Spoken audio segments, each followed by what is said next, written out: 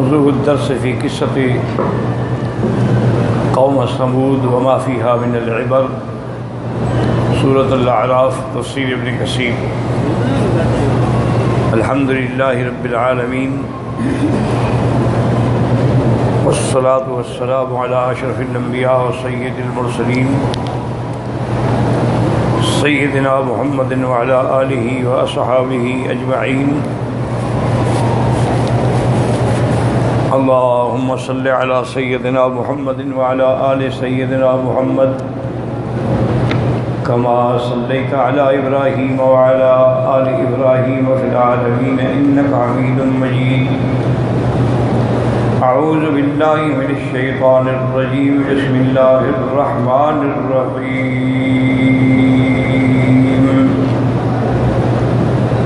وإلى ثمود أخاهم صالحا قال يا قوم اعبدوا الله ما لكم من إله غيره قد جاءتكم بينة من ربكم هذه ناقة الله لكم آية فذروها تأكل في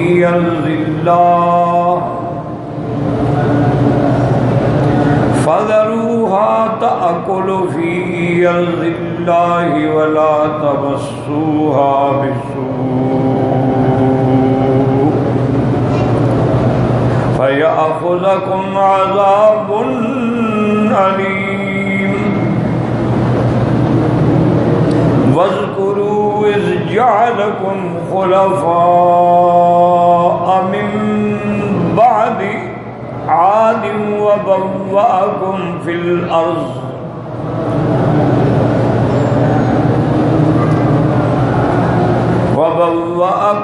الأرض تتخذون من سهولها قصورا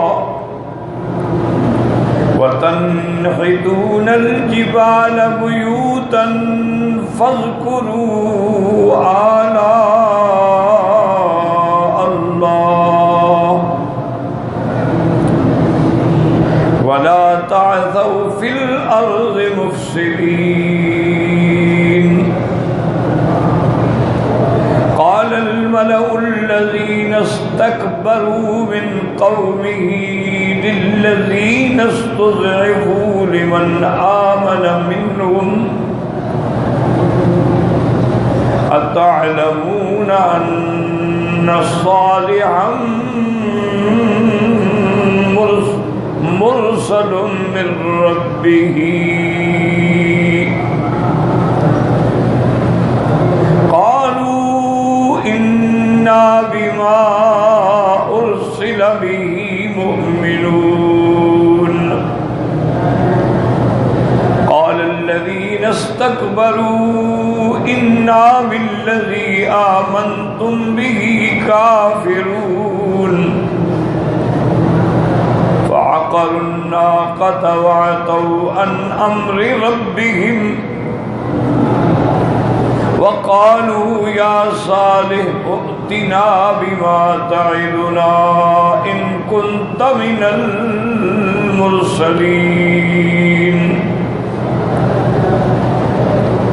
فأخذتهم الرجفة فأصبحوا في دارهم جاثمين۔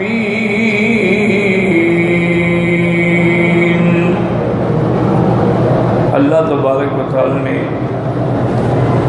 کلام مقدس کی ان آیات مبارکہ میں قوم ثمود کے بارے میں ذکر فرمایا ہے۔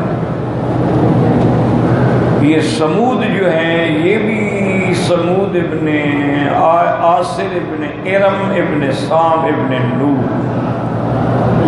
یاد رکھیں کہ یہ بھی اولاد نوح علیہ السلام سے ہیں، اور ان کا تعلق بھی اوپر جا کے ارم سے ہے جس کی اولاد میں قوم عاد ہے، اسی کی اولاد میں قوم ثمود ہے۔ اور قوم سمود جو ہے یہ مدینہ منورہ سے لے کر شام تک کے علاقے میں آباد تھی، بہت بڑی قوم تھی۔ اب بھی ان کے آثار جو ہیں، جب آپ مدینہ منورہ سے شام کی طرف جائیں، تبوک کے طرف جائیں، تو پھر وہ راستے میں مقام ہجر آتا ہے جہاں ان کے آثار اب بھی موجود ہیں۔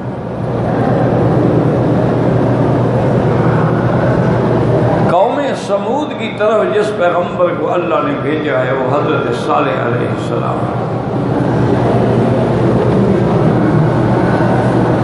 ان کی قوم میں سے تھے۔ صالح علیہ السلام نے آ کر ان کو اللہ کی توحید کی دعوت دی، جیسے کہ پیغمبروں کا طریقہ ہے کہ سب سے پہلا مسئلہ ہے الہیات کا۔ قال یا قوم اعبدوا اللہ، اللہ کی عبادت کرو، اللہ کے سوا کوئی الہ نہیں، کوئی مشکل کشا نہیں، کوئی حاجت روا۔ لیکن قوم نے نہ مانا۔ کچھ لوگ تھے اور وہ بھی کمزور طبقے کے لوگ تھے جو ایمان لائے، ان کے جو بڑے تھے اور سردار تھے، متجبرین متکبرین، وہ ایمان نہیں لے آئے، بلکہ وہ الٹا ان مسلمانوں کو جو بیچارے ایمان لے آئے کہتے تھے اچھا تم ایمان رکھتے ہو کہ صالح علیہ السلام اللہ کا رسول ہے؟ انہوں نے کہا بالکل ہم تو ایمان رکھتے ہیں۔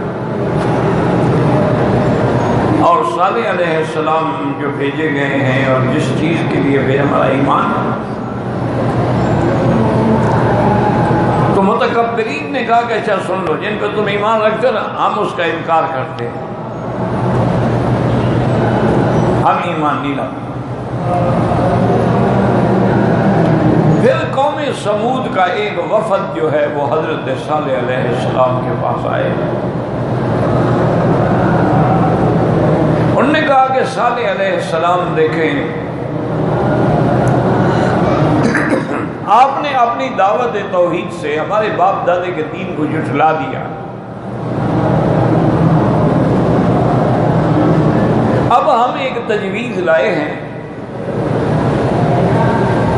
اگر تم ہماری اس تجویز پہ عمل کر لو اور وہ پوری بھی ہو جائے تو ہم ایمان لے آئیں گے۔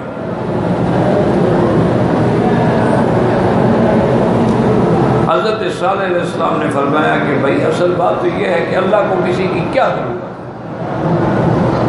ایمان لے آؤ گے تمہارا فائدہ ہے، نہیں لاؤ گے تمہارا نقصان ہے۔ لیکن پھر بھی پیغمبرانہ شفقت کی بنا پہ فرمایا اچھا بتاؤ کیا تجویز ہے، دل میں خیال ہے کہ شاید وہ مسلمان ہو جائیں۔ انہوں نے کہا تجویز یہ ہے کہ یہ دیکھو ہمارے سامنے جو صخرہ ہے نا، صخرہ کہتے ہیں پہاڑی چٹان، ایک تو پہاڑ ہوتا ہے نا، ایک ٹیلے ہوتے ہیں اور ریت کے ہوتے ہیں، صخرہ جو ہے وہ بھی یعنی ایک بہت بڑا پتھر ہوتا ہے، یعنی پہاڑی چٹان جس کو کہتے ہیں۔ انہوں نے کہا کہ اگر اس پتھر سے ہمارے سامنے ایک اونٹنی نکلے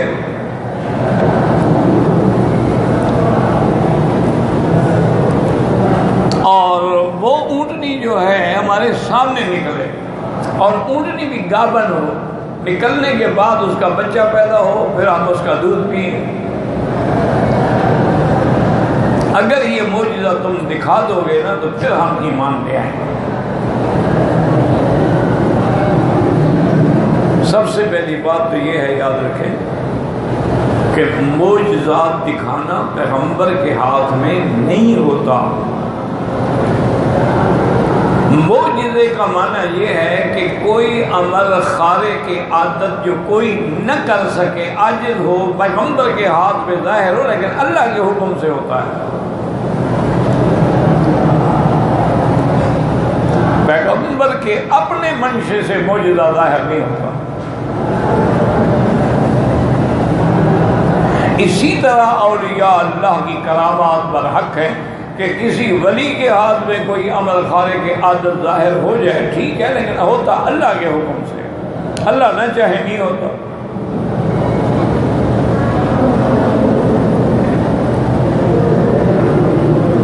بلکہ کبھی کبھی تو یہ بھی ہوتا ہے کہ پیغمبر نہیں چاہتا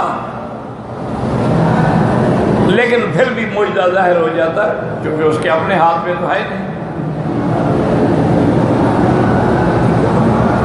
جیسے کہ قرآن پاک میں موجود ہے، سیدنا موسیٰ علیہ السلام کے بارے میں، آپ اللہ کے رسول تھے، پیغمبر تھے، رسول اللہ تھے، کلیم اللہ تھے، اولو العزم من الرسل میں سے تھے، تو پیغمبر بڑے حیا والے ہوتے ہیں۔ اسی طرح روایت میں آتا ہے کہ حضور صلی اللہ علیہ وسلم اشد حیاء من العذراء فی خدرہا، حضور تو ایک کنواری لڑکی سے بھی زیادہ باحیا۔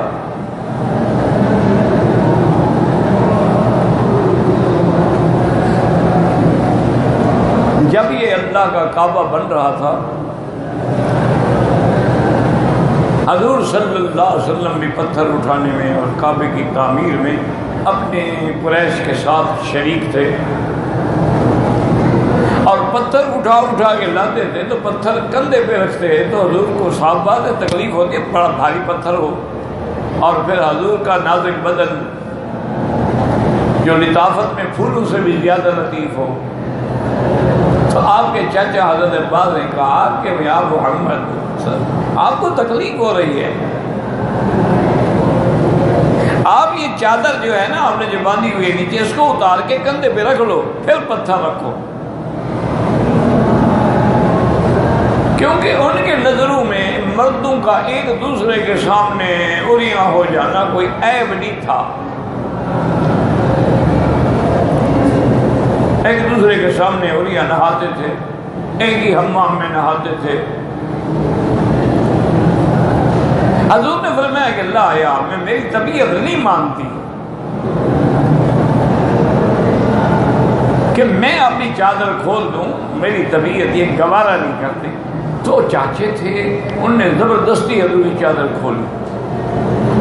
آپ کو تکلیف ہو رہی ہے، دیکھو کندھا سارا زخمی ہو گیا ہے، چادر ابھی پوری نہیں کھولی، حضور گر گئے اور بے ہوش ہو گئے۔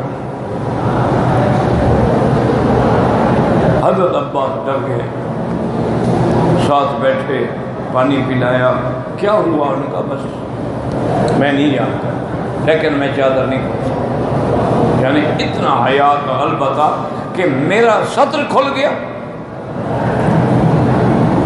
تو حضور بے ہوش ہو گئے۔ تو حضرت موسیٰ علیہ السلام کلیم اللہ جو تھے، وہ بھی کبھی غسل کرنا ہو یا اپنے باقی بول و براز کی ضرورت ہو تو اپنے بستی سے بہت دور چلے جاتے تھے، کیونکہ اس دور میں کوئی حمام تو بنے ہوئے نہیں تھے گھروں کے اندر، ہر آدمی جنگلوں میں جاتے تھے، عورتیں بھی مرد بھی، لیکن بہت دور جاتے تھے تاکہ کسی کی نظر نہ پڑے، ایک چشمہ تھا دور، وہاں جا کے غسل فرماتے تھے۔ حضرت موسیٰ علیہ السلام نے اپنے کپڑے مبارک اتارے اور اس جھیل کے کنارے پہ جو پتھر تھا اس پتھر پہ رکھے، اور آپ پانی میں چلے گئے۔ پانی میں آپ نے غسل فرمایا، اور جب سر اٹھا کے دیکھا نکلنے کے لیے نکلے تو دیکھا کہ وہ پتھر کے اوپر جو کپڑے رکھے ہیں نا، پتھر تو چل رہا ہے، میرے کپڑے بھی لے کے جا رہا ہے۔ تو حضرت حالانکہ یہ معجزہ ہے کہ پتھر چل پڑے۔ موسیٰ علیہ السلام پیچھے نکلے، اچھا جو موسیٰ علیہ السلام چلے وہ اور تیز چل پڑے، موسیٰ علیہ السلام پیچھے بھاگتے رہے، 100 بھی حجر، وہ پتھر کیا کر رہے ہو، میرے کپڑے لے کے جا رہے ہو۔ اور اس مسئلے میں آپ یہ بھی بھول گئے کہ پتھر مجھے کہاں لے جا رہا ہے۔ پتھر بھی ایسا سمجھدار تھا کہ ٹھیک آپ ان کی قوم کے سامنے جو حضرت موسیٰ پہ الزام لگاتے تھے کہ حضرت موسیٰ بیمار ہیں، عادل ہیں، اس لیے ہمارے سامنے یہ غسل نہیں کرتے، ان کے سامنے جا کے کھڑا ہوا۔ حضرت موسیٰ نے عصا بھی مارا پتھر کہ تم میرے کپڑے لے کے بھاگ گئے. ان نے جب دیکھا انہوں نے کہا بھائی موسیٰ علیہ السلام میں تو کوئی عیب نہیں, ہم تو خام خام پر الزام لگاتے تھے. اللہ ہمیں قرآن میں ذکر یا ایھا الذین آمنوا لا تکونوا کالذین آذوا موسیٰ فبرأہ اللہ مما قالوا وکان عند اللہ وجیہا. ہمیں ایمان والو خبردار, پیغمبروں پہ عیب نہ لگایا کرو, پیغمبروں کو تکلیف نہ دیا کرو, پیغمبروں کو ایذا نہ پہنچایا کرو. جیسے موسیٰ کی علیہ السلام کی قوم نے ان کو تکلیف دی, ان پر الزام لگایا, پھر اللہ نے ان کو دیکھو کیسے الزام سے بری کیا.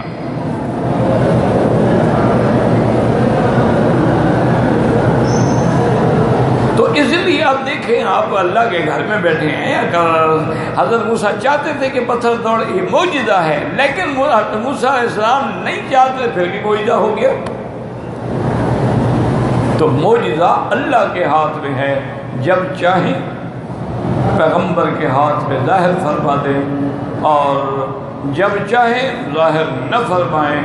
اور اسی طرح کرامات جو ہیں اللہ چاہیں ولی کے ہاتھ میں ظاہر فرما دیں, نہ چاہیں تو نہ فرمائیں. دیکھیں کتنے ولی, کتنے اولیاء اللہ ہیں, لوگ جاتے ہیں حضرت میرا بیٹا بیمار ہے دعا کر دیں, دعا کرتے ہیں اللہ شفا دے دیتا ہے, خود ساری زندگی بیماری میں گزر جاتی ہے, شفا نہیں ہوتی, خود بیمار ہے, معذور ہو جاتے ہیں, ویل چیئر پہ ہوتے ہیں. کئی اللہ والے جو ہیں وہ نابینا ہو گئے, کئی اللہ والے جو ہیں اپنی ٹانگوں سے معذور ہو گئے, لوگوں پر ہاتھ پھیرتے ہیں وہ ٹھیک ہو جاتے ہیں, اپنی ٹانگ تو ٹھیک نہیں ہوتی.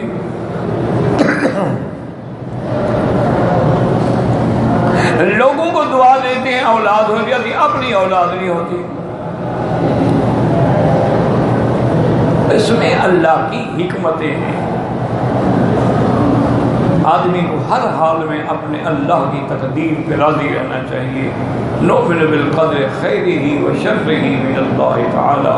ہمارا ایمان ہے, اگر دکھ ہے تب بھی ایمان ہے, سکھ ہے تب بھی ایمان ہے.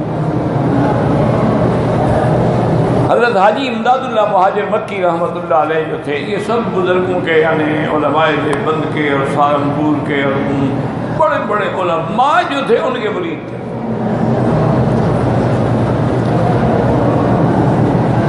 تو ایک دن حضرت تھانوی رحمۃ اللہ علیہ کے گھر میں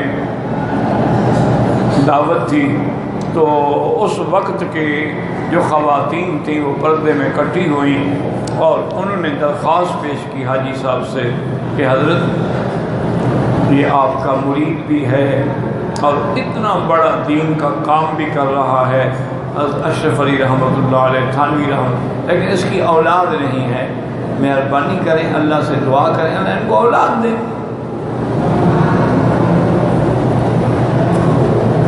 فرمانے لگے, خاموش رہے.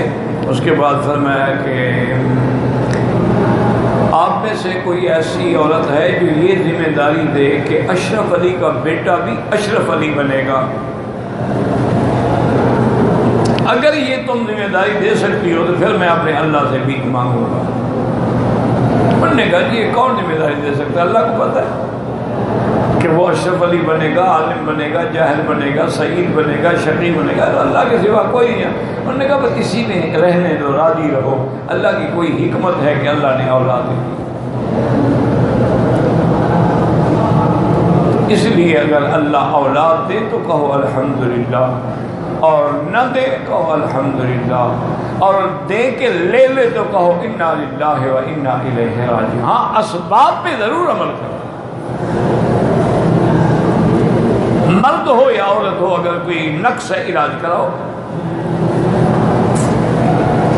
اور پھر علاج کے ساتھ ساتھ دعا بھی کرتے رہو, دوا بھی ہو دعا بھی ہو. اور اگر کوئی ایسی چیز ہے کہ عورت مثلاً عقیم ہے کہ اس سے کبھی اولاد ہو ہی نہیں سکتی, تو بس پھر اللہ کے نام پہ صبر کرو.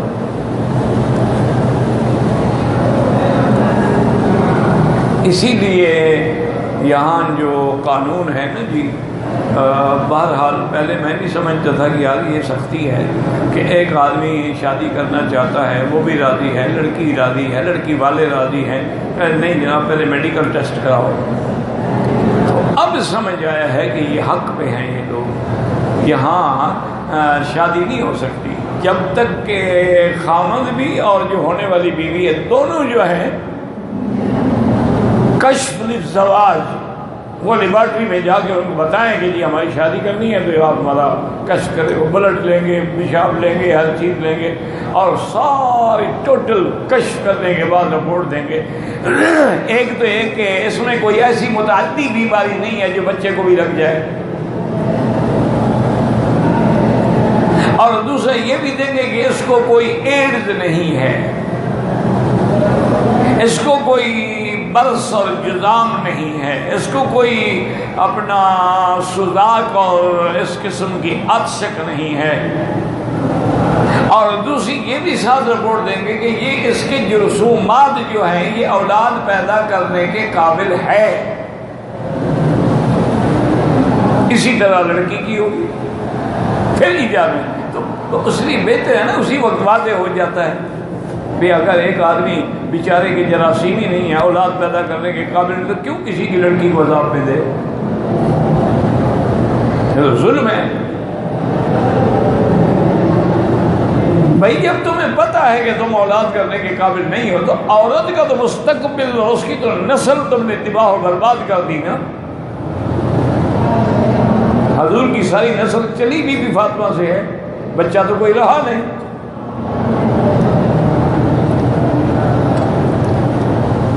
تو اس لیے ہمیشہ یاد رکھیں کہ معجزہ ہو یا کرامت ہو، اللہ کے پیغمبروں کو اللہ چاہتے ہیں تو معجزہ ظاہر فرما دیتے ہیں، نہیں چاہتے تو نہیں۔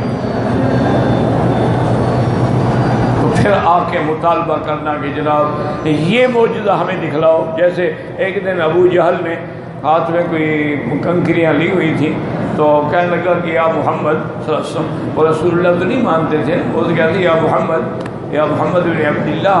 تو آپ نے فرمایا ہاں کیا بات ہے؟ انہوں نے کہا اگر میرے ہاتھ میں جو ہے نا یہ اگر بتا دو کیا ہے تو میں کلمہ پڑھ لوں۔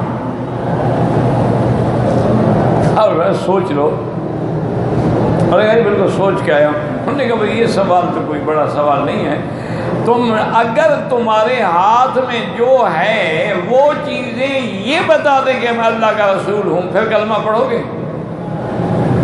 حضرت پھر تو انتہا ہو گئی۔ حضرت نے شاہ کیا تو کنکریاں تھی، انہوں نے پڑھا اشہد ان محمد رسول اللہ، وہ پھینک کے کہتے اچھا مجھے پتہ نہیں تھا کہ آپ کا جادو پتھروں پر بھی چلتا ہے۔ اب جس کے مقدر میں ہی نہ ہو معجزہ دیکھ کے بھی نہ مانا بدبخت، اور اس نے کئی معجزات دیکھے ہوئے تھے۔ اسی طرح حضور کی خدمت میں بھی وفد آیا تھا قریش کا کہ حضرت ہماری یہ باتیں مان لیں اور یہ معجزہ دکھائیں کہ مکے میں نہریں جاری ہو جائیں، چشمے جاری ہو جائیں، باغ لگ جائیں، ثمر آ جائیں، درخت آ جائیں جیسے ہدا میں ہیں، طائف میں ہیں، تو پھر ہم اللہ نے فرمایا میرے مدینے میں جواب دے دو قل سبحان ربی هل كنت الا بشرا رسولا، میں انسان ہوں، میں اللہ کا رسول ہوں، معجزات میرے ہاتھ میں تو نہیں ہیں۔ لیکن حضرت صالح علیہ السلام کے دل مبارک میں شفقت آئی کہ شاید مسلمان، تو انہوں نے مفسرین نے لکھا ہے کہ 2 رکعت پڑھی، اور صحیح طریقہ بھی دعا کرنے کا یہی ہے کہ آپ 2 رکعت پڑھیں اور قبلے کی طرف متوجہ ہو کر درود شریف پڑھیں، اور اس کے بعد پھر اپنی جو درخواست ہے، جو دعا ہے، جو عرض کرنا ہے وہ عرض کریں، پھر درود شریف پڑھ کے دعا کو ختم کریں۔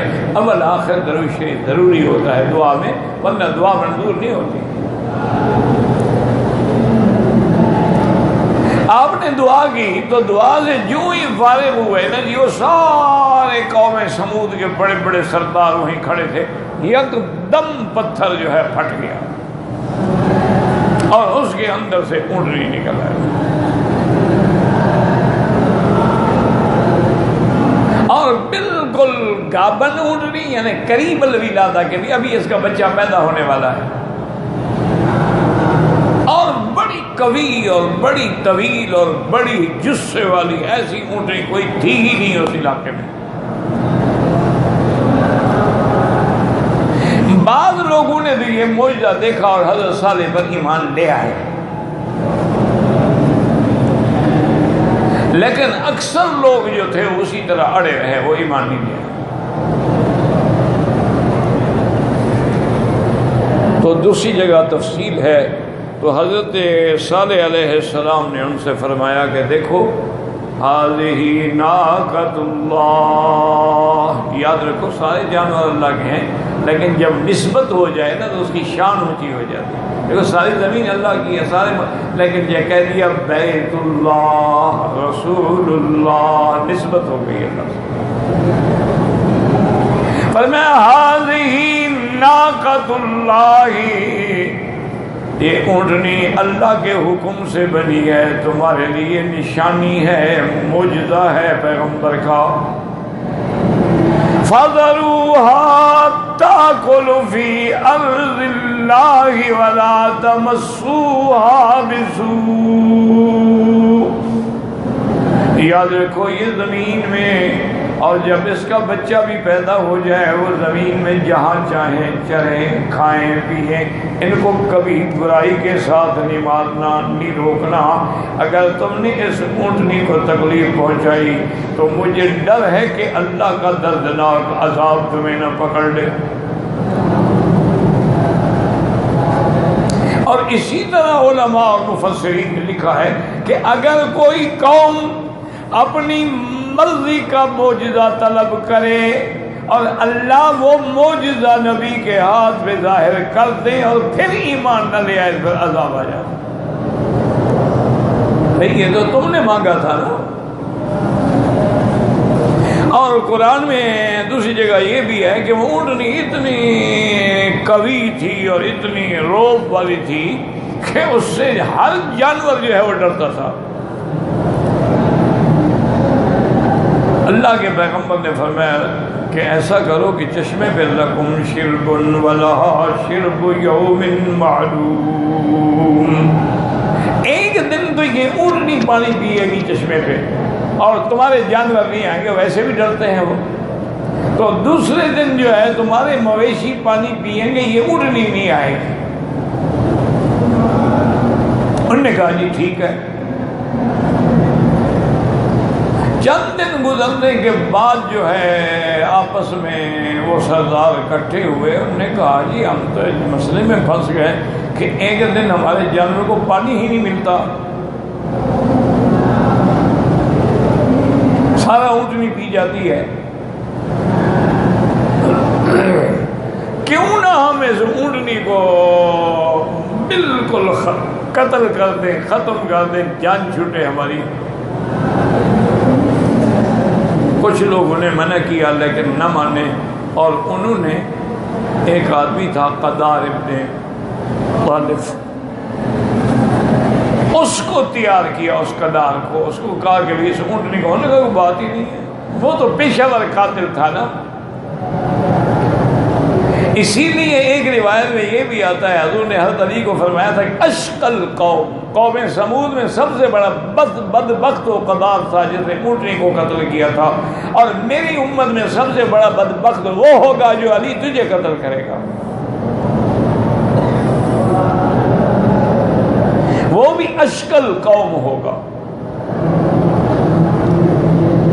تو اس قدار نے کیا کیا، اپنے ساتھیوں کو لے کر وہ جو اونٹنی کا راستہ تھا نا وہاں رات کو چھپ کے بیٹھ گئے. اونٹنی آ رہی ہے تو اس ظالم نے تلوار سے اس کی کونچیں جو تھی نا، یعنی ٹخنے سے نیچے ان کو کاٹا، اور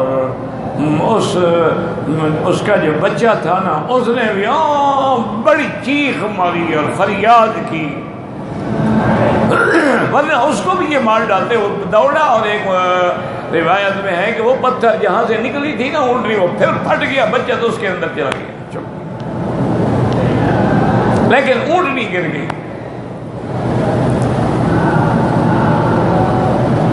حضرت صالح علیہ السلام کو پتہ لگا، انہیں بڑا افسوس ہوا، دکھ ہوا، اور پھر اللہ کی خبر دینے کے بعد نے قوم سے کہا کہ تم نے بڑا ظلم کیا ہے، میں نے کہا تھا کہ اس کو نقصان نہ پہنچانا،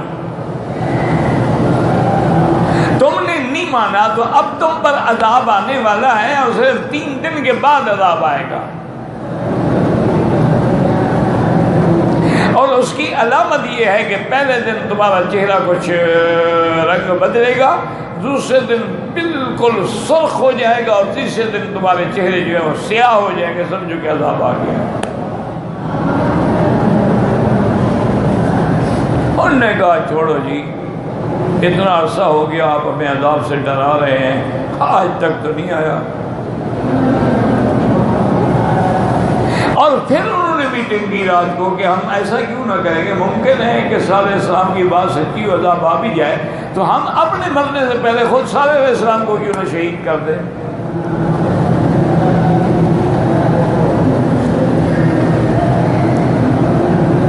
لیکن اللہ نے صالح علیہ السلام کی حفاظت کی، ان کو خبر دی، انہوں نے احتیاط کر لی۔ اب جب اٹھے نا جی تو سب نے کہا یار تمہارے چہرے کا رنگ کیسا ہو رہا ہے؟ انہوں نے کہا معلوم ہوتا ہے کہ صالح علیہ السلام نے جو فرمایا تھا نا وہ کہیں سچ نہ ہو جائے۔ دوسرے دن چہرہ جو ہے شدید سرخ ہو، لیکن پھر بھی وہ نہیں ڈرے،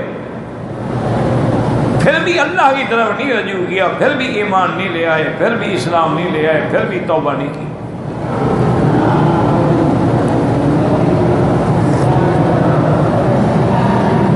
اور تیسرے دن جو ہے چہرہ بالکل سیاہ، اب اللہ نے ان پہ عذاب نازل کیا۔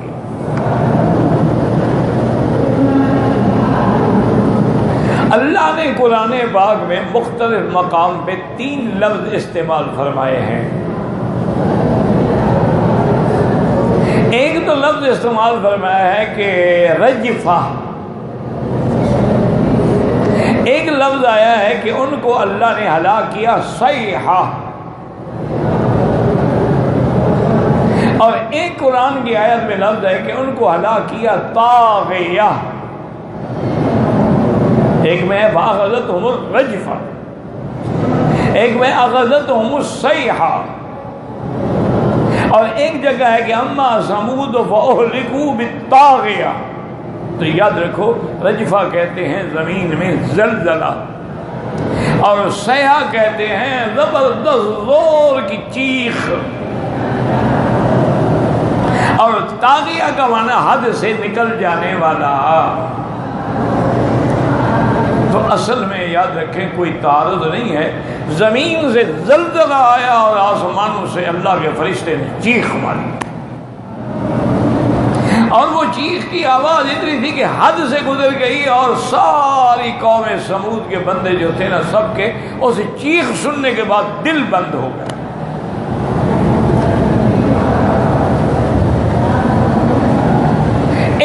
صرف آدمی ان سے بچ گیا، ابو رغال اس کا نام تھا، وہ مکے میں تھا، اس وقت وہاں تھا نہیں۔ ساری کی ساری قوم پہ یہ عذاب آیا، اور اللہ کے پیغمبر نے فرمایا کہ اب ان پر میں کیا افسوس کروں، کیف آسا علی قوم کافرین، ان بدبختوں کا کیا غم کروں۔ تو حضرت صالح علیہ السلام کی قوم کے بارے میں اللہ نے قرآن میں فرمایا وَإِلَىٰ ثَمُودَ أَخَاهُمْ صَالِحًا، اخاہم کیوں کہ ان کی قوم سے تھے نا، یہ نہیں کہ بالکل حقیقی بھائی تھے، قوم سے تھے تو بھائی ہوئے۔ قَالَ يَا قَوْمِ اعْبُدُوا اللَّهَ مَا لَكُم مِّنْ إِلَٰهٍ غَيْرُهُ، اے قوم اللہ کی بات، اس کے سوا کوئی معبود برحق نہیں۔ قَدْ جَاءَتْكُمْ بَيِّنَةٌ مِّن رَبِّكُمْ، تمہاری طرف اللہ تبارک و تعالی نے کھلی ہوئی نشانی بھیجی، پیغمبر بھیجا، پیغمبر کو اللہ نے معجزات دیے، اور پھر یہ بھی مراد ہے جو اونٹنی انہوں نے مانگی تھی، یہ بھی تو ایک کھلی نشانی ہے۔ هَذِهِ نَاقَةُ اللَّهِ لَكُمْ آیَةً، تمہاری نشانی ہے۔ فَذَرُوهَا چھوڑو اس کو روکنا، تَأْكُلُ فِي أَرْضِ اللَّهِ وَلَا تَمَسُّوهَا بِسُوءٍ، اللہ کی زمین میں یہ چلتی رہے کھاتی رہے۔ یہاں سے یہ بھی سمجھایا کہ ظالم ہو یہ زمین تو اللہ کی ہے، تمہاری کہاں ہے؟ تم کہتے ہیں میری زمین اور میرا بنگلہ اور تمہارا کیا ہے؟ اصل تو ہر چیز اللہ کی ہے، الملک للہ والحکم للہ۔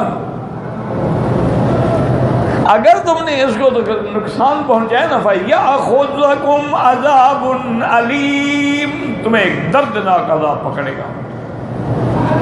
اور پھر اللہ کے پیغمبر نے ان کو اللہ کی نعمتیں یاد دلائیں کہ وَاذْكُرُوا إِذْ جَعَلَكُمْ خُلَفَاءَ مِن بَعْدِ عَادٍ، اللہ کی نعمتوں کو یاد کرو، اللہ نے قوم عاد کے بعد تمہیں خلیفہ بنایا۔ وَبَوَّأَكُمْ فِي الْأَرْضِ، اور زمین میں تمہیں ٹھکانہ دیا۔ تَتَّخِذُونَ مِن سُهُولِهَا قُصُورًا، نرم زمین جو ہے اس میں تم محل کھڑے کرتے ہو۔ وَتَنْحِتُونَ الْجِبَالَ بُيُوتًا، اور پہاڑوں کو بھی تم کھود کھود کے گھر بنا لیتے ہو۔ فَاذْكُرُوا آلَاءَ اللَّهِ، اللہ کی نعمتوں کو یاد کرو۔ وَلَا تَعْثَوْا فِي الْأَرْضِ مُفْسِدِينَ، اور نہ ہوں زمین میں فساد کرنے والے۔ قال الملأ الذين استكبروا من قومه للذين استضعفوا، اب جو ان کے قوم کے سردار اور متکبرین تھے ان سے کہا جو کمزور تھے اور ایمان لے آئے تھے، اتعلمون، کیا تم جانتے ہو اس لیے ایمان لائے ہو کہ ان صالحا مرسل من ربہ، حضرت صالح کو اللہ نے رسول بنا کے بھیجا ہے۔ قالوا انا بما ارسل به مؤمنون، انہوں نے کہا ہاں بالکل اللہ نے جو بھیجا ہمارا ایمان ہے۔ قال الذين استكبروا، جو متکبر تھے ان کے بڑے، انا بالذی آمنتم به کافرون، جس پہ تم ایمان لائے ہو ہم کفر کرتے، ہم نہیں مانتے اس کو۔ فَعَقَرُوا النَّاقَةَ، انہوں نے اس کو قتل کیا۔ وَعَتَوْا عَنْ أَمْرِ رَبِّهِمْ، اللہ کے حکم کو نہ مانا، سرکشی کی۔